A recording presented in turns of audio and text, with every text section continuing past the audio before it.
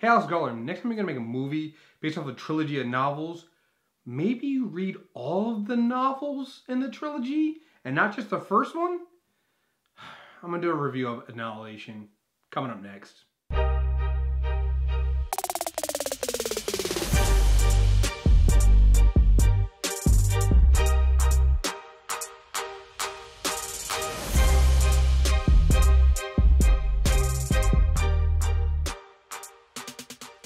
What's up, everyone? Chris here from MTR Network, and I'm back with another movie review. Thanks to everybody who watched the Black Panther review I did last week. You guys loved it very much, and I thank you guys very much for the love and for subscribing to the channel. Also, there are a bunch of movies coming out that are not Black Panther, so we're going to have several movie reviews coming out. We got Annihilation, we're doing this one today. We're on the podcast, we have one for Game Night. We're also going to have one for Red Sparrow, probably have a video review and doing a podcast review for that.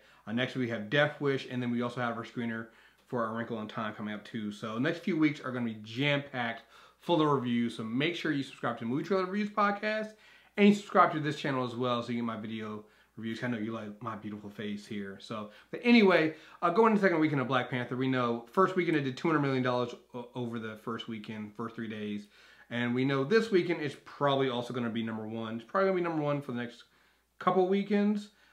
This weekend's probably scheduled is tracking to be over $100 million this weekend as well.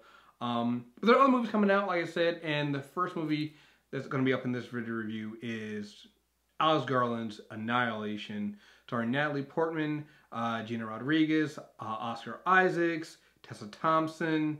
Yeah, so let's get right into it. What did I think about this movie? And look, this is going to be one of those movies that's getting a lot of great reviews on Rotten Tomatoes and critics, and they're going to be singing the praises of it, and I'm going to be fucking honest with you. I know why, but I don't know why. This is not a bad movie, but I, for the life of me, can't understand how people are going to review this movie really, really well, but then also shat on the Cloverfield Paradox. Like, this film is not as smart as it's trying to be. It's actually a pretty fucking dumb film. Like, really, really dumb film. And if you've ever watched any kind of alien sci-fi film, that's what this is. It's pretty much straight by the numbers. The opening of the film, and I did not know this, Phenom, who's my partner in crime when it comes to these reviews, told me about this. Now I want to actually go out there and read the book. This is based off of a book. I can't remember the name of the author who wrote this book because I had never heard of it before myself. But apparently this is the first in first of a trilogy of books. And the first sign that something was not right with this was that Alex Garland only read the first book when he decided to make his movie based off of it. And just by looking at the Wikipedia page for the book, I can honestly tell you right now, this is, okay, I don't want to say nothing like the movie is like the book, but there are significant changes here, like a lot of fucking changes here. And I think it comes down to the fact that Garland only read the first book. It's like reading the cover or something and then writing your book report off of it. And it's very, very obvious by that because, I'm sorry, it's just, and at the end of this, I'm going to read all some of these reviews I'm seeing on Rotten Tomatoes. It's not that deep. Like, people are making say, oh, it's just mesmerizing and subtle. It's not any of that. It's very by the numbers, if you will, to the point that you're gonna know what the fuck's going on for the most part, because then at the end it just gets really fucking stupid and weird for no reason, and it's trying to be really, really smart, but it's not. So basically what you get here is Natalie Portman's character is she's ex-army. She's also a biologist, I believe. Her husband is in the army. He's part of some special unit that gets sent to Afghanistan and Pakistan and all these different places. They don't really tell you what kind of, maybe an army ranger, I don't really know. But what happens is, beginning of the film opens up with this meteorite or something hitting this lighthouse that's on the beach somewhere. And they don't really tell you where in the United States this is, but I'm assuming it's all in the United States. And it creates this thing called the shimmer, where, you know, it's this ever-expanding area that people are like the military is trying to get into to find out what's going on because it keeps expanding. But any of the teams they send in there don't come back. And it turns out that Natalie Portman's husband, Oscar Isaac's character, Kane, he was the last team to go in. And the other thing too about this movie is it doesn't take place over, but the Shimmer has been happening for 3 years. So that when the film opens up and you see the meteorite come down, starts there 3 years later, and that last year is when Kane goes with the team and disappears. So Natalie Portman thinks his character is dead. He then reappears, and that's how she gets kind of dragged into this. She goes in. She doesn't lead the team. She goes in with this team of other, I think it's 4 other women, into this Shimmer to figure out what's going on because they've been sending in all these other male teams full of military, and they're like, fuck it at that point. Which is kind of where my first problem with this film comes in at. Look, I have no problem with them sending an all-female team in there. I mean, I think that's what the book does as well. And that's fine. But even just by reading the Wikipedia page, it seemed like from the book, and like I said, I really want to check the book out now. It seemed like the book had a really good reason for why these women were on the team and making sure they have a purpose.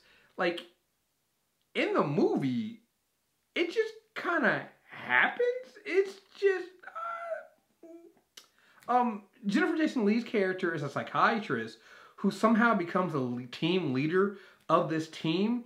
But it seems weird because it seems like it's a military operation and it's supposed to be top secret. I mean, at one point when Kane shows up again, they send the military to get him and stop him from going to the hospital and all this other stuff. So you think that the military's in charge here, but Jennifer Jason Leigh's character is the one that kind of is running the show, but they never really say if she's in the military, like is she a military officer or anything like that. Then the other woman they put on the team, Tessa Thompson's character is like a postdoctorate physicist who somehow ended up here. They don't show how. Gina Rodriguez's character is a paramedic. Army paramedic? No, just a paramedic. There's one more woman. I don't even know what she was there for and what her purpose was for that. Like, they don't really explain whether matter of fact, no, these women weren't military. The only ex-military woman there was Natalie Portman's character. And the reason why that comes out weird is because I'm fine, okay, fine, sending a team of, you send in the military before, you're going to send a team of scientists in. Fine, I mean, one of them is a paramedic, so she's not really a scientist, but whatever, okay. You're going to do that, but you gave them all aims at scenes and no training, so why would, they do nothing to explain these other characters and what their background is and if they can even do anything. Like, they don't do any of that thing. So it's just like the focus is on Natalie Portman's character, and a couple of times, one time really, Tessa Thompson's character does some sciencey stuff, but other than that, you don't get it. Like, even Jennifer Jason Leigh's character, who's supposed to be the team leader and psychiatrist, she's not really doing anything to kind of like psychoanalyze the team. She's not doing any of that stuff. So it just seems like they're in there, and their whole point was to go in there and try to make it to the lighthouse, which is the ground zero for this thing. And there's no explanation of what they were supposed to do. Like, it doesn't do the basics. And I think that's the thing that bothers me the most. Look, I watch a lot of fucking sci-fi, and I know a lot of people complain about the Cloverfield paradox and it didn't explain this, didn't explain that. Well, I don't understand how you don't like that and you have a problem with not explaining that, and then Annihilation comes out and it literally doesn't explain anything, but then the team they put together, like the standard fare that you do for any sci-fi film, which is to explain what your team members are, what their purpose is on the team, and what they're doing, they do not do that here at all. And then the team just does randomly stupid things at some point. Like, at one point, they make it to the old Ford operating base, and they're smart in that they realize that, hey, we probably don't want to be on ground level because they've come across some things that have attacked them before. So they decide they're going to sleep up in the guard tower, which I'm like, hey, that's pretty fucking smart. But then they put one person on the ground to be a lookout, and I'm like, well, why don't you look up from the high location? And then when someone gets to the fence, they all run down to the bottom instead of going up. It's just, It's a bunch of stupid shit like that happens in this film. And again, you know what? Here's the thing. It's sci-fi. I'm used to stupid shit happening. I'm used to, like, I feel like there's a certain level of stupid that has to happen in sci-fi and in horror films. But then this film tries to take itself too seriously and it tries to get all high. And it's not as smart as it thinks it is. It really isn't. It's the standard film that you've seen several times before. You've seen it in, I think, what was it, 1996? I think, with Jodie Foster in Arrival. Not Arrival, in Contact.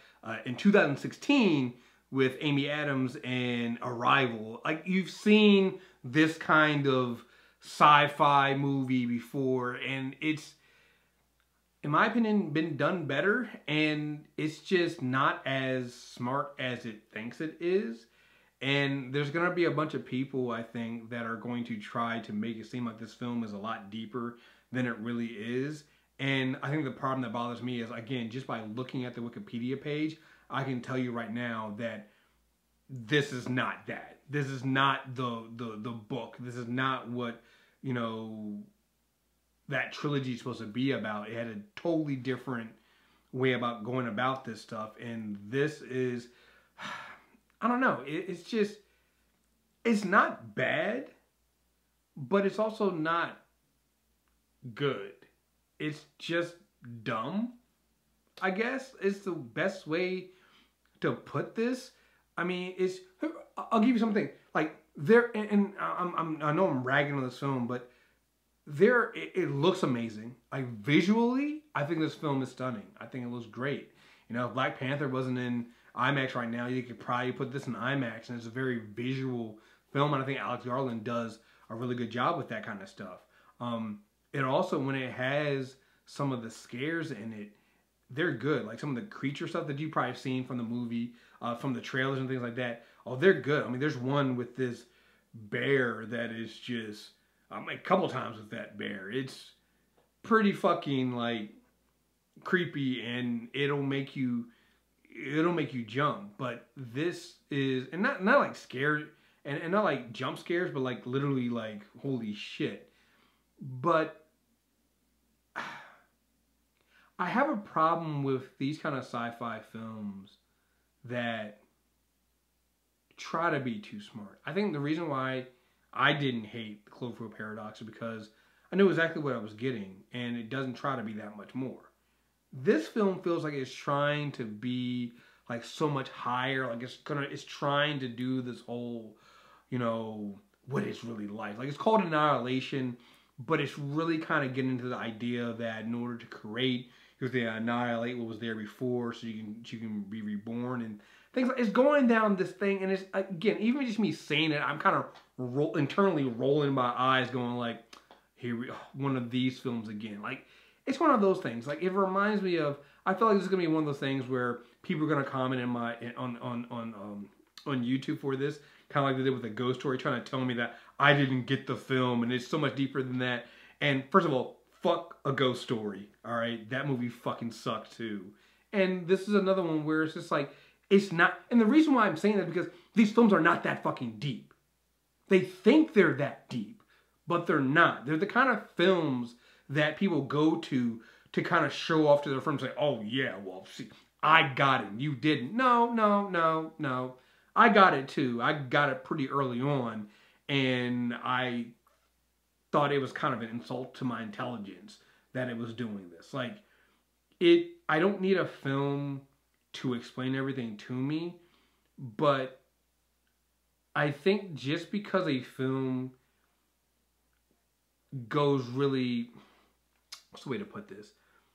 Just because a film tries to be really highbrow and really, like, you know, intellectual, doesn't mean it's good.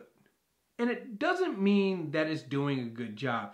If a film doesn't give you all the answers, that doesn't mean that it's like, oh, well, that's the point. It could just be that it's a bad film and poorly thought out and not written really well. Like, you know, just as a film, like, part of the problem I have with this is,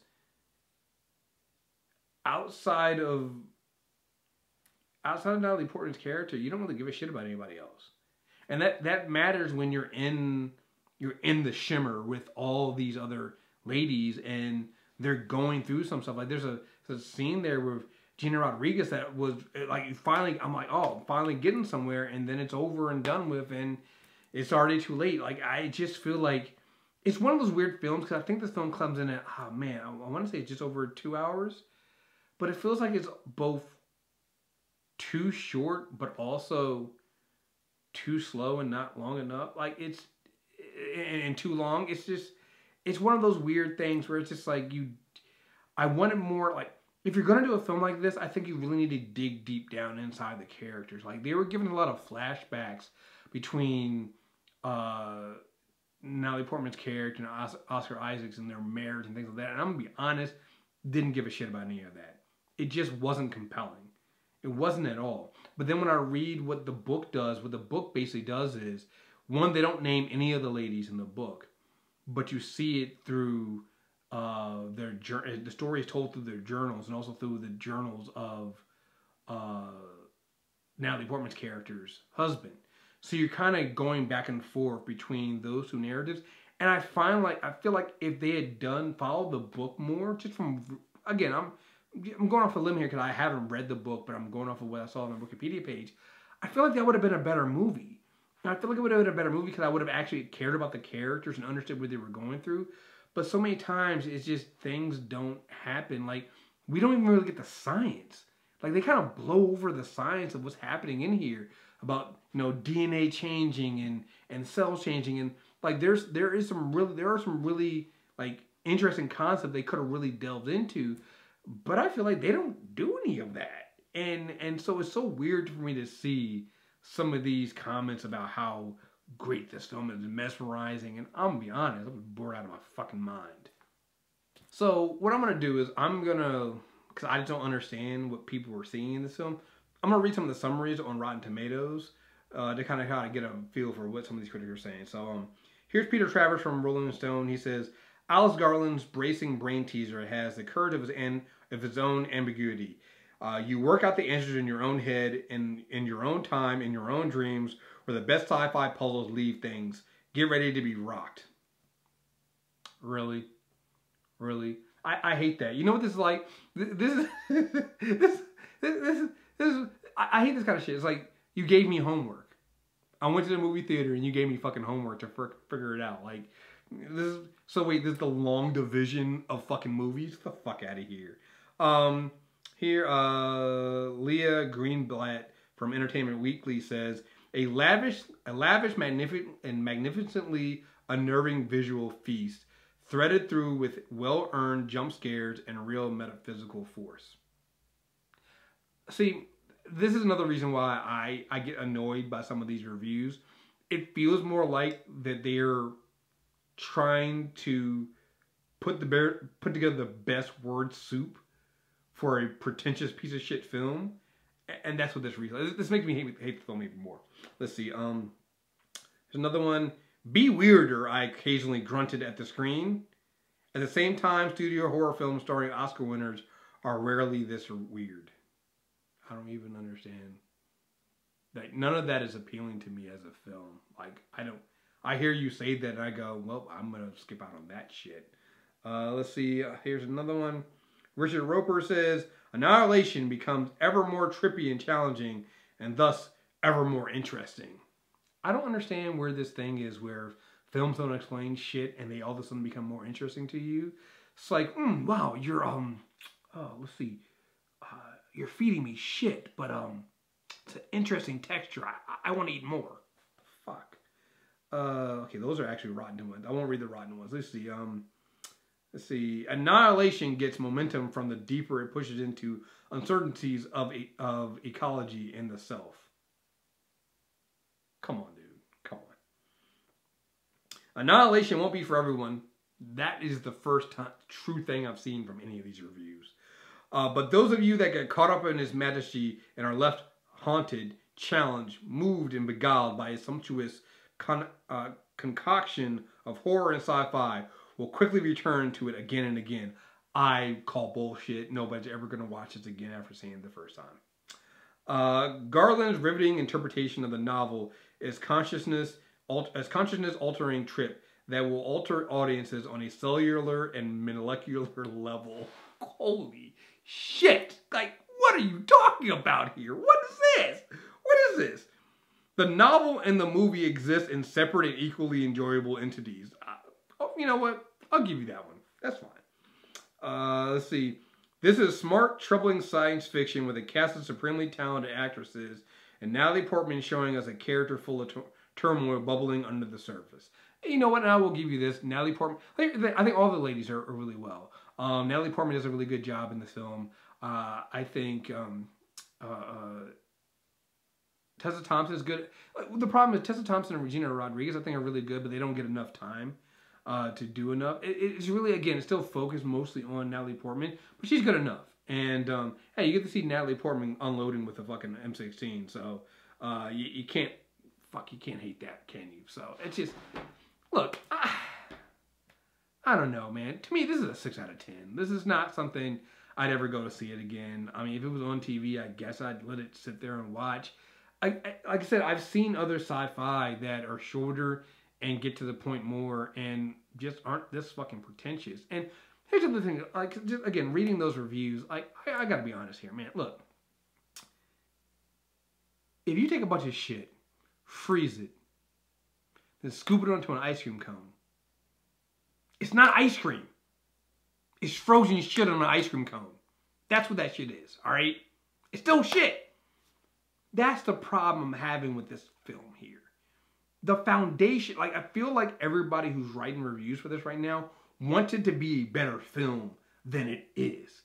Like, and I understand that feeling too when you walk out of a theater and you want something to be really good. Because when Phenom and I walked out of this film, like, we were both like, oh, maybe it's not that bad. But the more and more I thought about it, we got to